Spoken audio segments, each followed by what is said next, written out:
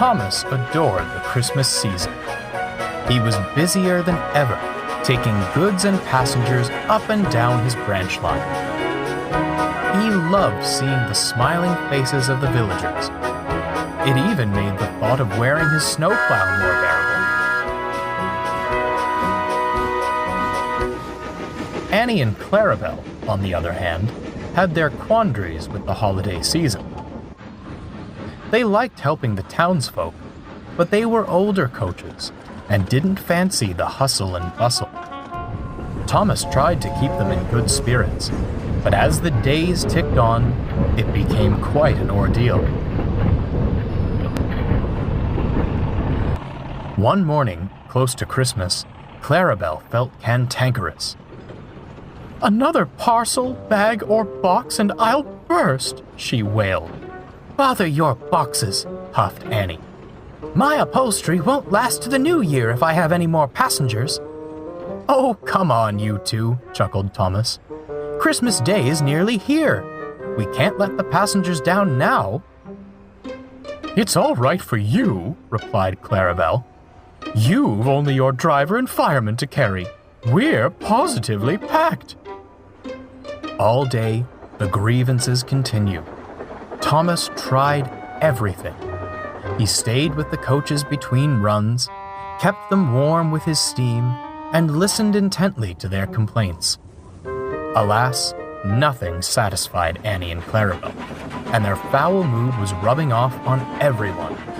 Even the trucks grumbled about them. Thomas was glad when he was called away to shunt at the big station. When he arrived, he confided in Edward. "I just don't understand," he sighed. "They've always been a bit put out around Christmas, but this takes the cake. They're working very hard. I'd say it's made them lose sight of what Christmas truly means," replied Edward.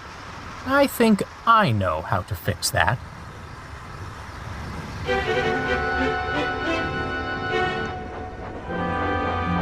As dusk fell, Thomas brought his last train to the big station.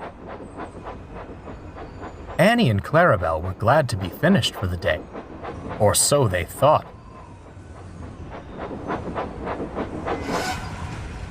Thomas was uncoupled and moved away. Suddenly, Annie could see Edward and old Slow Coach backing down towards them. "I say, Edward, you must be at the wrong platform." "On the contrary," smiled old Slow Coach. "We're right where we need to be.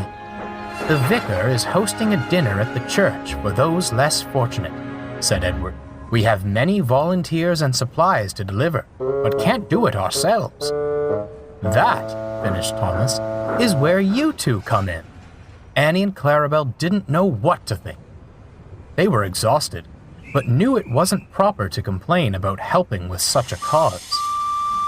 Quiet and reluctant, they followed Edward out of the station.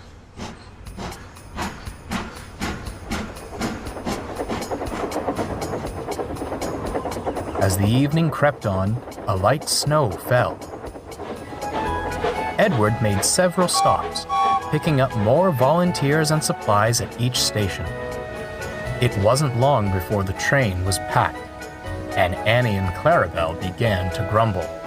"Day and night, packed tight."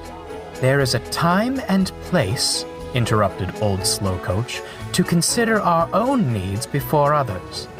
This is not one of them." Annie and Clarabelle retired into stunned silence.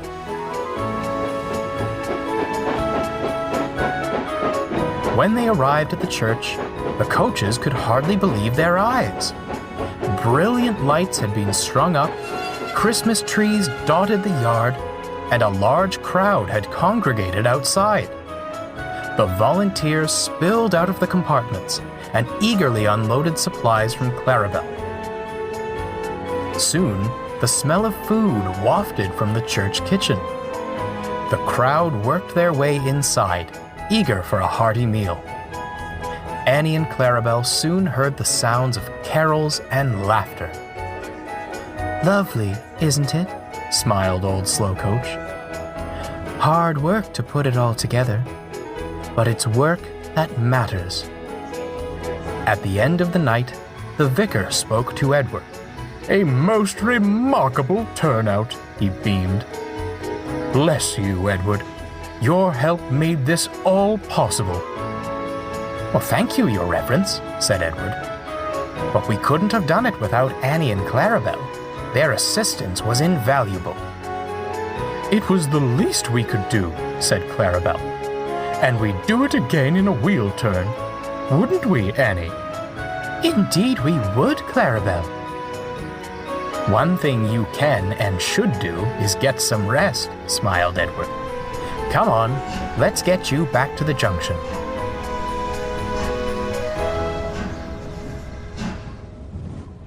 Thomas was asleep in the carriage shed when Edward brought the coaches back.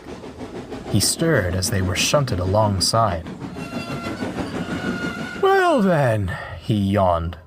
How was your extra work? Simply marvelous, smiled Annie. Off to sleep with you now, Thomas, said Clarabelle. We can't let our passengers down before Christmas comes.